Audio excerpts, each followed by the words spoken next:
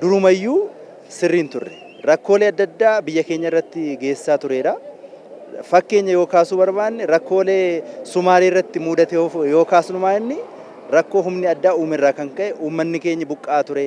Uummanni keenya dararamaa ture. Sagantaan inni baasee jiru kun dhuunfaa kootiin bu'aan nama gammachiisuu fi namni kamiyyuu gammadee deeggaruu kan qabuuf jarreenis warri humna addaa ta'anii jiran kun ofuma isaaniitiyyuu raayyaa ittisa biyyaa fi poolisii federaalaa fi poolisii idilee naannoo isaaniitti akka humna dandeettii isaanii fi akka fedha isaaniitti kaalanii biyya kana bu'aa guddaa buusuudha yaada. Naannoo garaagaraa keessatti rakkoon uumamuufis immoo gahee tokko kan taphatu humna addaa naannoo sanaati jechuudha.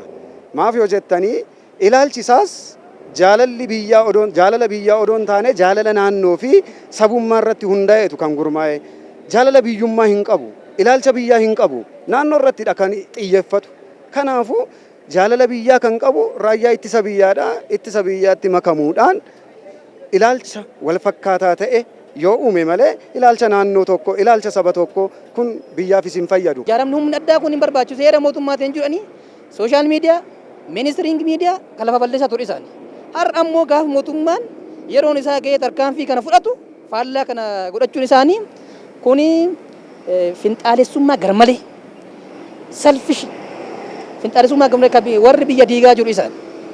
Kanaafi ergaan warra sanii qabu hin dogongorina. Wanni kuni naannoon kun diigamuu fi janii odeessanii humni addaa kun deebi'ee tokkoffaa isinuma nyaata naannoo san nyaata ture jalqaba. የክልሎች ልዩ ኃይሎች አንድ በመሆን በመከላከያ አንድ ላይ በመስራት humni addaa naannolee raayyaa ittisa biyyaa waliin gurmaa'uun diina alaa qolachuu danda'a. Yeroo adda addaa diinni alaa Itoophiyaa jeequuf sochii taasisaa jira. Kana tokkummaan qolachuu kan dandeenyu. Miseensonni humna addaa naannolees biyya isaanii tajaajiluuf caaseeffama mootummaan diriirsee kanatti fayyadamuu qabu.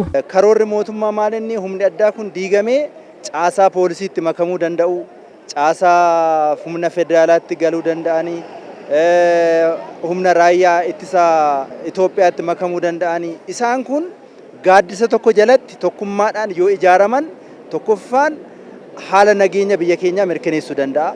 Lammaffaanis immoo wal dubbisuu, wal duukaa dhaabbachuu irratti rakkoolee adda addaatiif biyya keenya gaachana ta'anii wal duukaa socho'uu irratti kun fakkeenyummaa gaarii fi gowwaan silaa ofirraa barata gamni immoo ormarraa barata mitiire isaan irraa baranneetu ilaalchi humna addaa naannoodhaan hundeeffamee jiru kana akka gara tokkotti akka dhufu